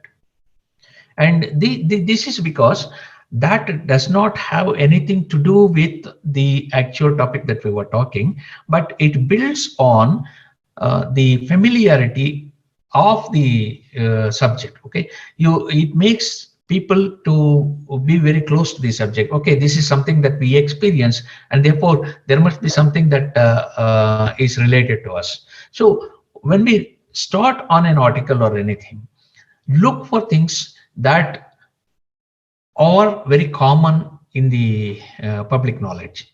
It can be a saying, an old saying. It can be a film song. It can be a very popular notion, or it can even be some of these popular omens. Okay, see if a cat crosses your path, okay, so you always feel something bad and all these things. But you should always remember that what you talk about, the focus of your topic would be the science, and these are only tools that you use to attract people into it. You are not going to say this is right or this is wrong. So that point you should be always very careful about. This is another article. So why do we write, and how important is that? I remember one story, not a story actually. This is what happened long back. So writing about your science could be of interest to other researchers, or could be of interest to general public, or it could also be of interest to researchers in starting on a new research. Long back, I think it was 1988, one Canadian geographer came to Mysore. He went around Mysore, and nearby Mysore there is a small temple, very old, 800-year-old temple, sorry, 1200-year-old temple, where there are some pictures or sculptures. Okay, and we all had gone there for picnic. We had looked at all those sculptures and all these things. But this fellow, because he comes from across the Atlantic, he got interested in that because 1200 years ago, that is 500 years even before Columbus crossed over to the Atlantic, this temple was built, and in the temple he could see the pictures of maize. Okay, the sculptures of maize. So he thought that was an interesting aspect, and therefore he wrote a very small note in Nature magazine, which was very interesting to me, because not because of maize, but because it carried pictures of a place which was very near to me, very close to me. So I immediately went back to the temple, looked at those things, and I also was very much interested, got interested, and I was curious to know whether it was really maize or not. Okay, if it had been maize, then that means that the Indians already had a contact with the South America and North America 1200 years ago, which was not in the historical text. So I wrote about this. I got curious and I asked questions. I read a lot about that. Went around looking for Kannada literature where if people had talked about that, and I could find only a few literature which said that the maize came to India only about 400 or 500 years ago. So I wrote about that and asked a question, which one is true? This was published as a cover story because the picture was beautiful, and therefore the picture of the temple and the sculptures was so beautiful, they put it on the cover story of Sudha. The moment it was published, I was nobody there. Okay, I was as a student doing research, writing about a topic which I was not interested in, or I was not an expert in, and just curious to know whether that was true or not. And what happened was, one of this article caught attention of a group of researchers in University of Agricultural Sciences, Bangalore, and they went about and started looking for information on this. They actually started a project, a 5-year project, to understand whether this was really maize or if there was some other fruit which was depicted there. And the research after 5 years concluded somewhere around 94. It was published in Current Science, saying that this could have been a representation of a fruit from Northeast. So it is easier to have a contact for Karnataka people with the Northeast than with the transatlantic, Latin American countries. So therefore, that was more probable. So this was also published. The point is that a popular science article like this could also, make people think and then start on research is something that we need to understand. So it is not just to communicate or tell what we are doing to the people. There will be other impacts also. I'm showing here another a set of articles here. On the left is a news report published based on the news releases issued by Indian Institute of Science. On the right is a feature article that I wrote based on this. It is a very interesting thing. What I am doing right now, what a group of us are doing right now is we collect these kind of news releases and translate them into Kannada. Because the newspaper people have difficulty in understanding scientific press releases, and therefore they don't take the trouble of translating it and using it in the Kannada newspapers. So many of these interesting news about science is missed out. So we do this and send it to a lot of newspapers, and if they are interested, they will publish. So what I did was I translated this particular news release and sent it to one of the newspapers. After some time, they called me back and they said, can you do an article on this? I said yes, and I did an article and sent to them. Again, what had happened was the newspaper is a big establishment. There will be a lot of departments. So the department which asked me for this news was something that looked after one particular page, whereas there was another desk of the department which also had seen the same news release and translated it actually because it was very interesting and published it as a news report, as a small news item. So the person who was in contact with me, he called me and he said, sir, this has happened. We have already published the news. What do I do with this? I said, you throw it to the dustbin. He said, no, sir, we don't want to. Can you do a feature on this? So I wrote a feature. So for writing a feature, I had to collect other information also. As Dr. Tyagi was telling, if you have information on any controversies or any previous developments on this, or if any future developments or already some marketed products which need improvement. So all this information I collected, it's all available on Scholar Google. You search for the particular topics and you will get a lot of research papers. Collect them and then you can put them together. So I wrote a feature and sent it to them. This is not the interesting. That it is not interesting. The interesting point is not that they published my feature also very next week. The news release was published on Tuesday this week, and the feature article was published the next Wednesday. In between, nothing happened. But on Thursday onwards, after the publication of this news, this feature in the newspaper, we started getting calls. I started getting calls from people saying that where do we go and how do we contact the researcher for further information about this. This was about the footwear for diabetics that is easy to make and that is also very comfortable. Okay, and the interesting point is a week ago, English newspapers had carried the news. Kannada newspapers had carried the news in the news report format, but that had not made an impact. Whereas a feature talking about this, the benefits, the advantages and disadvantages of this, everything in detail, was one that attracted people, mainly because it said a comfortable footwear for diabetics, and that is something that I also cannot understand, because a writing in Kannada a feature in Kannada made more impact than a relevant same topic carried as a news report.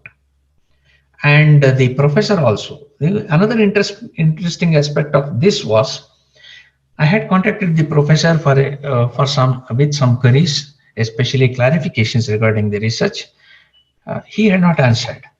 Whereas the calls that we received from public was about the same questions that I had asked. The similar questions, same doubts from the public. So what I'm telling you is, if your article has to catch the attention of the people, you have to actually stand in the shoes of the public and ask the questions, what this research can give to the general public. So what questions will be there in their mind about your research? It could be about a very a chip that you may be doing. It could be about a process. It could be a new recipe in food science, or it could be a new immunological discovery, whatever it is.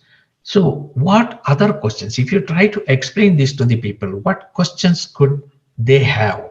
Well, this understanding is very much necessary for you. So you have to ask questions as a commoner before you start writing on your topic.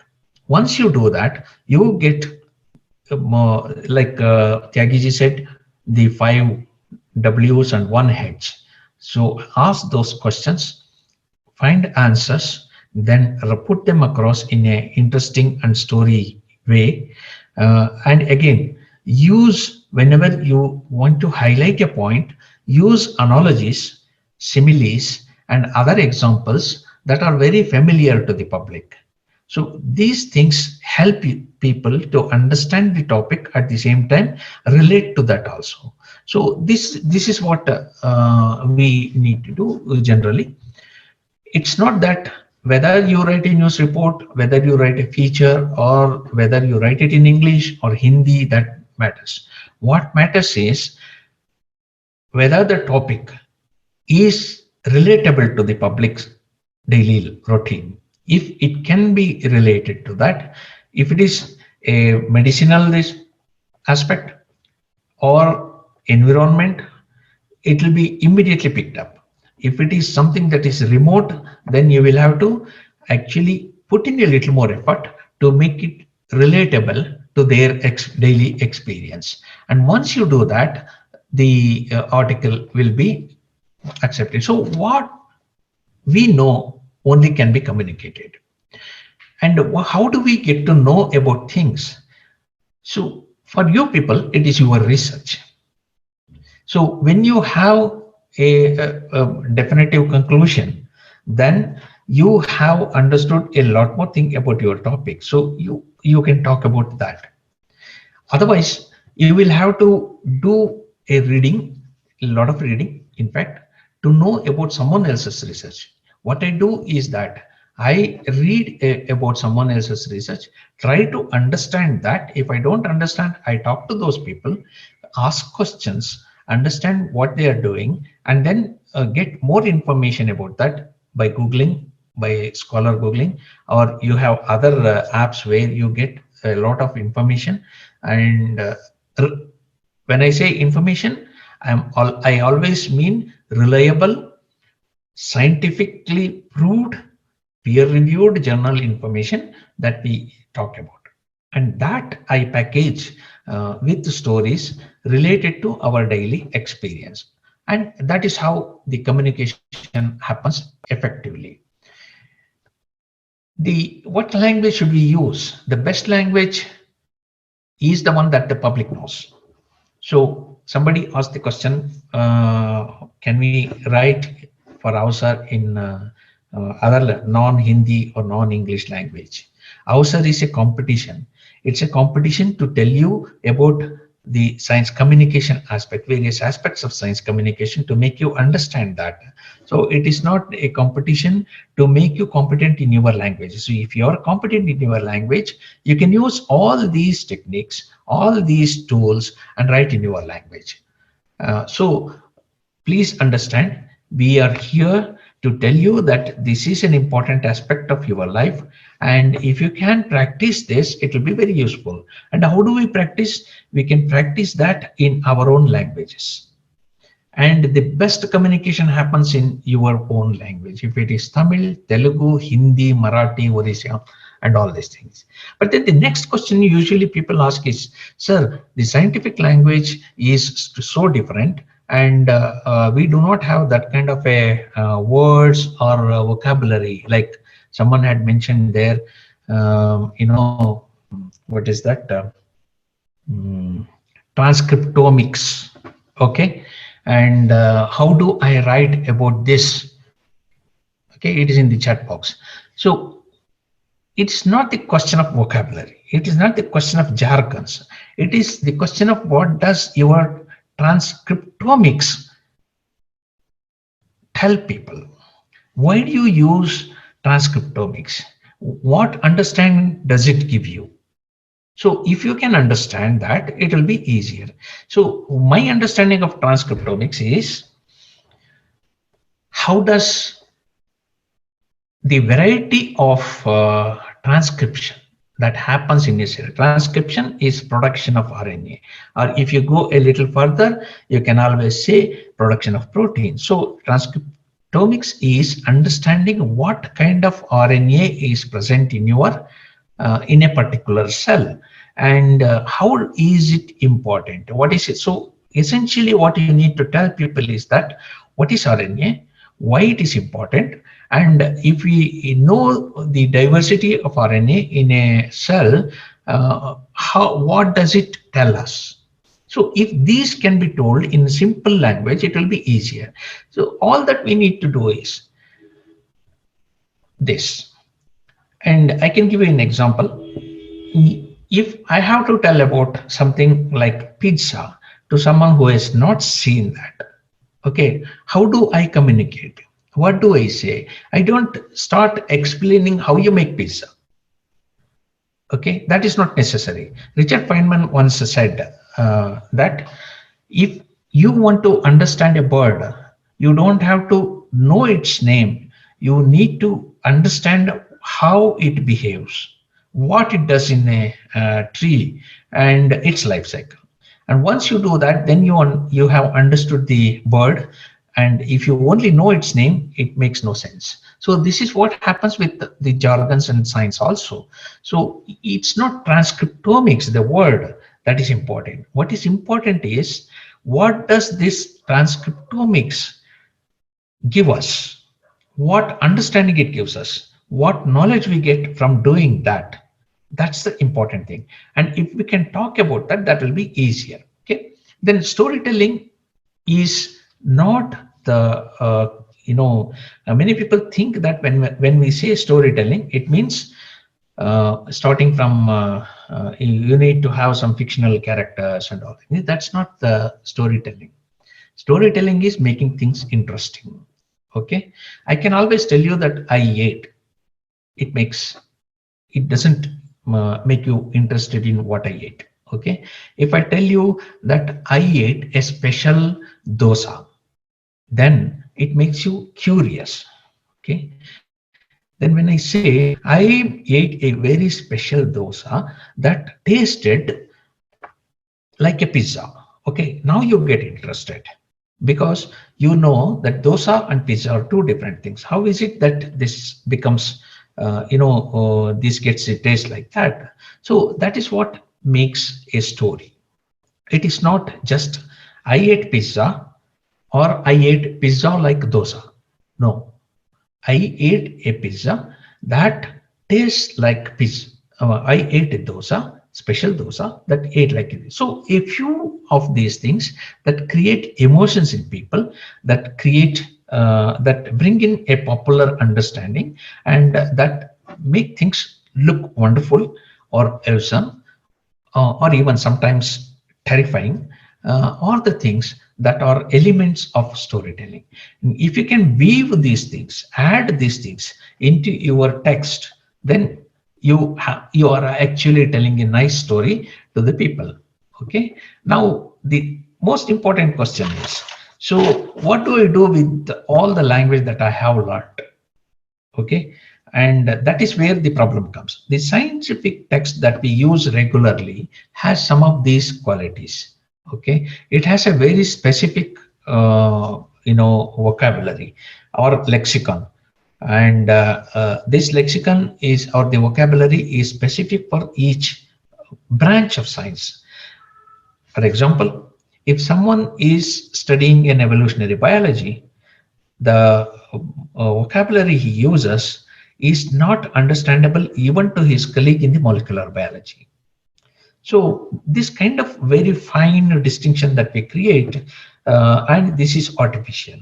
We don't need to actually have all those words to understand the evolutionary process that's being studied, or the molecular biological processes that the other lab is studying. So if we can do away with those technical or jargons, it will be easier for us to do this.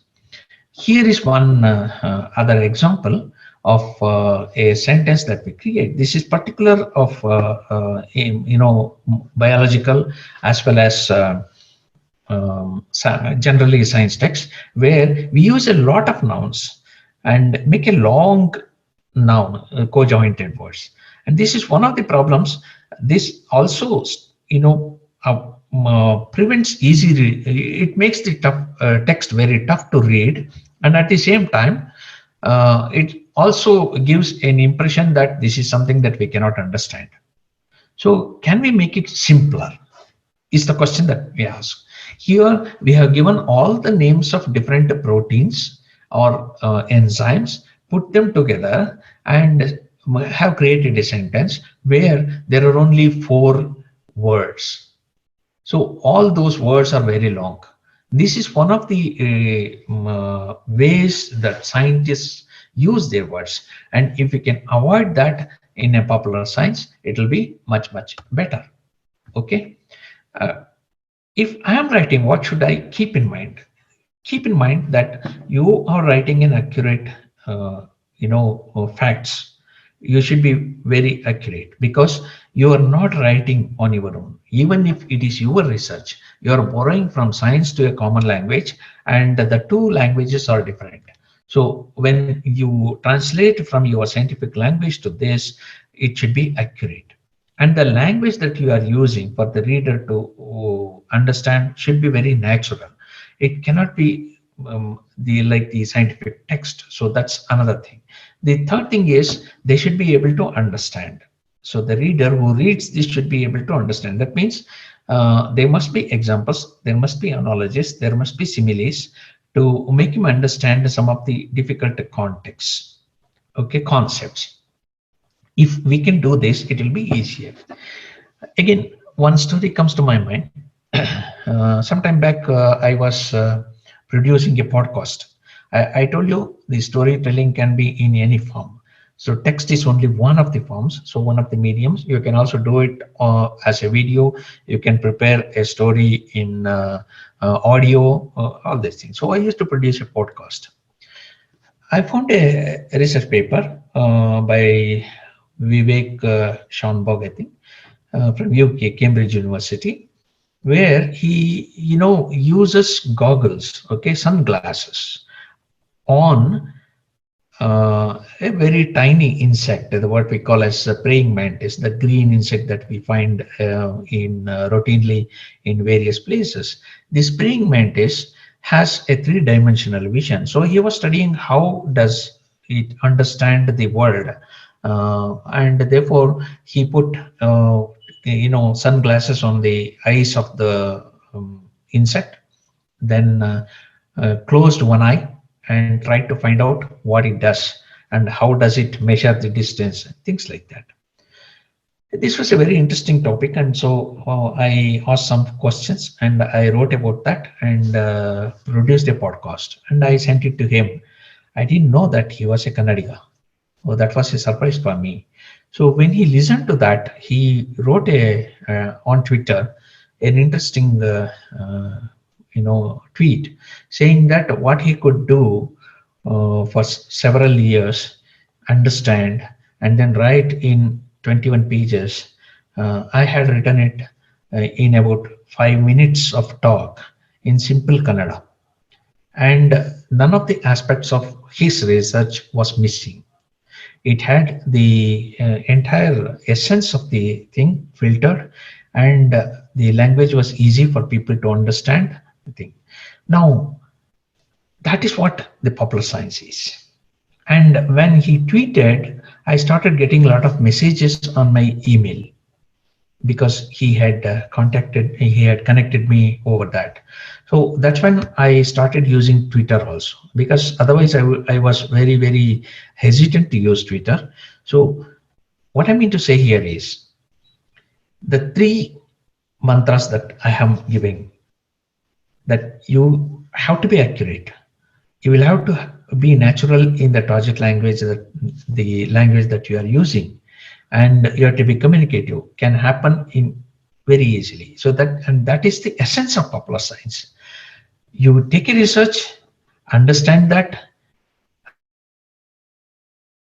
write about that in a simple language. All that you need is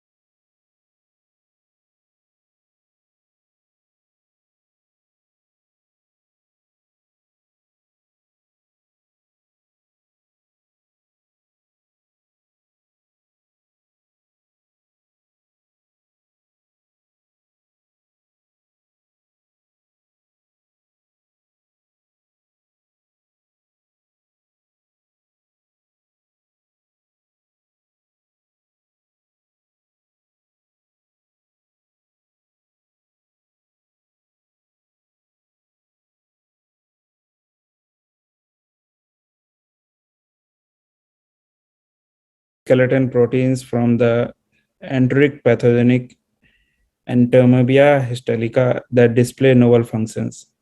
You are a trained crystallographer and uses protein crystallization to determine protein structures. And you have contributed a lot in different journals, and also you have a lot of publication. So over to you, Pragya. Thank you so much for the introduction. And to really share my experience, it's actually what I feel is that all through our growing up stages, we begin to learn a lot of things. But as we grow older, we tend to focus more narrower and narrower. And in this process, we actually forget that the work that we are doing, we have to tell it to everyone else also how it is important. You know, a lot of our taxpayers' money is being invested in our scientific researches, but the common people, or as we call them, layman people, they really don't know what is happening on our benches. And as a researcher, we are generally taught how to write for the scientific community, how the scientific community is going to read your work, how they're going to understand your work. But when it comes to popular science writing, I feel that that is where the actual work should be explained. Whatever we are doing for the masses. Our contributions may be as small as it can be, but it will make a difference. So my experience with AWSAR has been truly amazing. And one thing that I would like to really point out is whoever is writing the story, you should think that how you are going to explain your work to probably your mother or your father, or maybe if you have house help, how you are going to explain your work to them. And that really gives you a great perspective about things, since you know um, these people, they really don't know the hardcore scientific experiments, or all the hi-fi stuff that we are doing in the labs, but they would really understand if you explain, oh, I am trying to develop a medicine for this organism. They would understand this terminology. Probably you are just screening inhibitors in your lab, okay? But so that is why thinking from various perspectives is truly important. And AFSAR really gives you a great opportunity, a great platform to express your story, your PhD work in whichever way you want to. There's really no set of, what do you call, like rules. Oh, you should like this, or maybe you should write particular sentences. No, you are free to write, you are free to express whatever you feel is important. So that's how I wrote my story. I simply took into consideration, like, how will I explain it to my.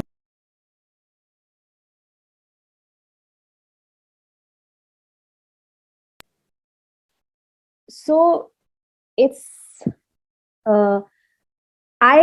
this was not the first time when I applied for AWSAR. I had earlier also applied and shared my story. But this time, the difference that I felt was a couple of webinars that I attended really helped me to edit my story. So initially we submit a story and there's screening, and parallelly webinars are being organized to educate us on how we should develop our popular science writing skills. And I think it's really important to listen to the experts.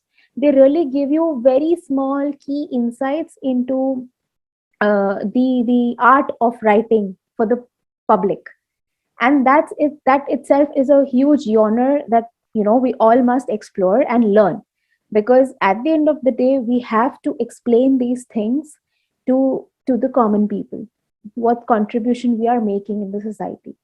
And it's important for us as well, because it really gives you a confidence, what you genuinely are doing something for everyone. And another thing is that don't just focus on explaining what work you are doing. You have to think it as a bigger picture. Your work, when connected to the popular people, how do you think they would perceive the kind of work that you're performing? How will it be relevant to them? You may be doing something very superfluously amazing, but if you cannot make people realize that the work is really important, then you yourself would at some point feel, oh, maybe I'm just doing it for the sake of doing it. No. So, and AWSAR really changes you as a person, because you get another angle, another perception towards things, how you look at your own work. And trust me when I say this, it will be a beautiful experience to be part of this journey. You may or may not win, that's a different thing, but writing itself would be a beautiful journey as to how you explain your stories to others. I just saw a question that please suggest any app or website to create the graphics.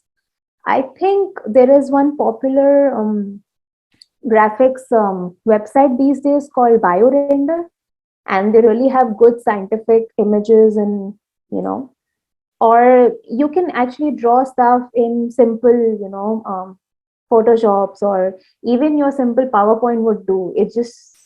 You just have to imagine and put things the way you like it. It doesn't need to be really fancy or anything, although the fancy stuff really looks good, but simple stuff also works as long as you put across what you're trying to say.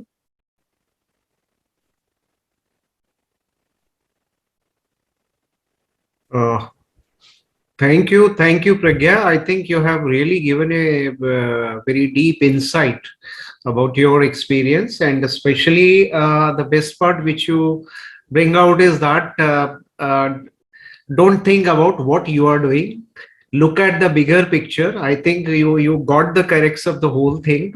That it is not when we say tell your story, it is about your research in a bigger perspective rather than I did that. Then because most of the time we have seen the write-up is full of defining the methodology itself and giving the lot of equations which is not required. And the graphic is not necessary that you give those graphics which you give in the technical paper. Exactly. Graphic means like which can enhance the interest of the reader. I'll give you an example. Like in Corona time, I came across one picture in, I think, Hindustan Times, when the graph was rising, and a stage come when there was no space left in the graph itself to go it higher to that. So then the person who is who is painting the graph, looking in confusion, now what should I do? So that gave the horrificness of scenario, plus added some humor to that.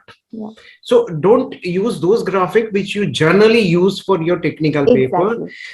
Try to add some entertaining value to that. And so, I feel that students can simply, draw stuff also. I mean, you can simply use your pencil and paper and maybe just draw something and just put it in the story. Like you have comics. You just think that it's like a comic. You just draw stuff. So it's not necessary that it should look perfect in terms of, in fact, if you draw it with yourself, I think if it's convey the idea, I think this is the best, effort. Exactly. So, I thank you, Pragya. I think this will be a wonderful insight for our aspirant science writer. I should not say the competitor, because competition is just one part, a very small part of the whole program. And because there are a lot of options, even in Vigyan Prasar itself, we are publishing 2 magazines. One is Dream 2074, and other is Curiosity, which is for students, science club. So you have an option to write for that both of our magazines also, not about your research, but on a topic of your interest, which has a contemporary value, relevance, and also fill up that gap which we are talking about, creating or bringing that scientific culture and merging of scientific culture and the common culture into one. So I think that will be the lesson which we can take today from this webinar. And if there is any other question relating to technicality or something, I think Vyoma can explain it. So Vyoma, over to you. So you can explain the submission schedule, and you can take them, our participants, to the website and how they can submit the story and other things. Yes, so over to you, Uma. Thank you, sir. Thank you, Pragya, for the wonderful insight to our scholars. Thank you. Yeah, Pragya, it was very good, and thanks to from all the participants and from the entire team of Vigyan Prasar, because it was a first-hand experience. So that was. I am honored to be able to say something about my experience. And honestly, what I know from now is like most of my department juniors are actually applying this year, looking at what I accomplished last year. And so I I just feel happy to be just, really honored to be able to speak something about it. Good. Thank you. Thank you, dear. Yes, Vyoma, over to you. Yes, thank you, sir.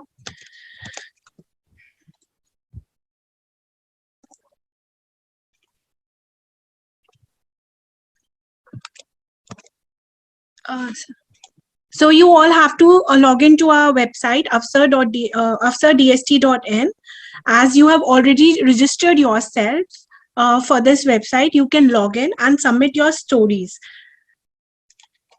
Here, once you log in here, you have to sign up for our website by entering your details, and you sign up for the same. Once you sign up, you are supposed to re-log in.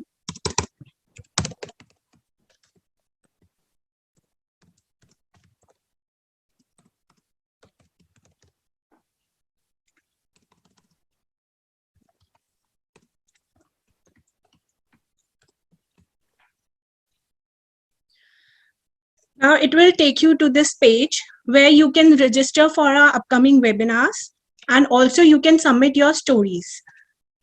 It will prompt you whether you have submitted your story initially or not. If your stories have been awarded initially, you're not eligible to submit it this year. And if no, then you have to submit your story. As I've already submitted the story, otherwise, if you re-register yourself, it will lead you to the form which you have to fill in.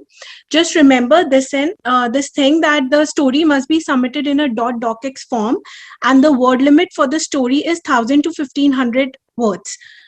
This is the criteria, and for format and everything, you can refer to our guidelines section that is on the main page of AWSAR. This is the entire feature of our website.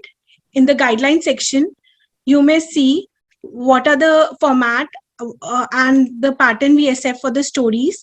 Here we have the resource kit, in which you can refer to the awarded articles, the sample research stories. However, the innovations are always welcome. You can show your creativity. The last date for the submission is 30th of August, 2022. Hope you register yourself for the webinars, and the stories are welcome from your end in a popular science format. Thank you. Actually, Vyoma, there was two more questions here because most of our participants look at the story from the earlier stories, and the story which has been awarded may not be ideal stories. So this is just a word of caution to all our participants. Try to come out with your own format, because one question was, can we submit the story in a dialogic form? Yes, you can, but dialogic form is a one form of storytelling. Not necessary that is the best. Depend upon the subject or the how you articulate, how you visualize your research. It depends on that. So this is dialogic form is a pedagogic form. And many times it's good, but not necessary that it is the best for all the kind of content. So first you like put your content together, like sorted out the data, give a meaning to that, and from that meaning what is emerging. So what is the breakthrough in terms of that? So based on that, then you can go backward in terms of defining whether it is a once you start with the dialogic form, then actually it's more of starting with the secondary data. So then a lot of space is gone, because I have seen many stories which are coming in a dialogic form. So only in the end the research part is being explained. That means the entire story, this format has been used to establish the secondary data, so which are already obvious. So that means the main idea here is to give your basic research, primary research which you have done, elaborate more on that. So if something is required to explain that from the help of secondary data, then you use that. So then so here it's not, so dialogic form sometimes good, not always good. And also, like there is always a question. They said, like, I have already filed a patent, and whether I can explain it or can I submit the story. So here the idea is like it's not necessary, because when patent is filed, IPR is filed, it is on a specific aspect, like a story which I shared with you about that the active compound actosterone. So means like extracting or isolating that compound, active compound. That process itself could be patentable.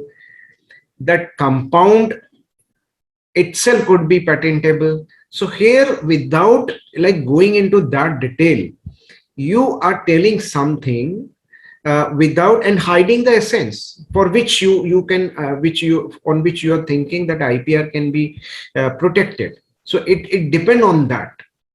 So you have to be very smartly tell the story, because I'll give an example of one story. It was some formulation was developed for which they applied for the patent thing, and here the entire story was very good, but the science aspect was not explained in that.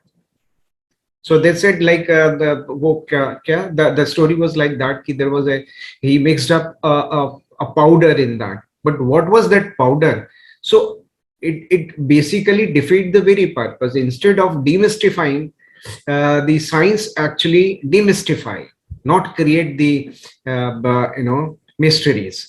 So here I think we have to be very, very careful, because your story are evaluated at two levels. First is at the technical level, whether the scientific content is correct or not, or by the known knowledge, to what extent it is in compliance with that.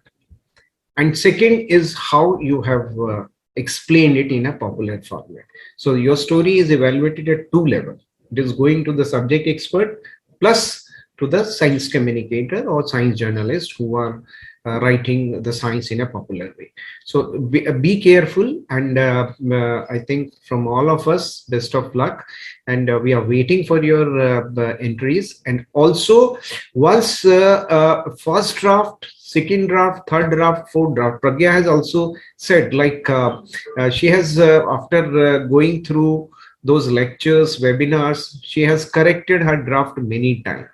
So don't submit the story in a first row, because before the final submission, in a safe mode, you can add it or your story as many times you want. So use that opportunity also. Share your story with your friends, with your grandparents, parents who are not from the science background, and ask them whether is it making a sense? Can you understand now what I have been doing as a research scholar? So with this word, thank you very much to all of you for joining this webinar, and best of luck to all of you. Thank you very much.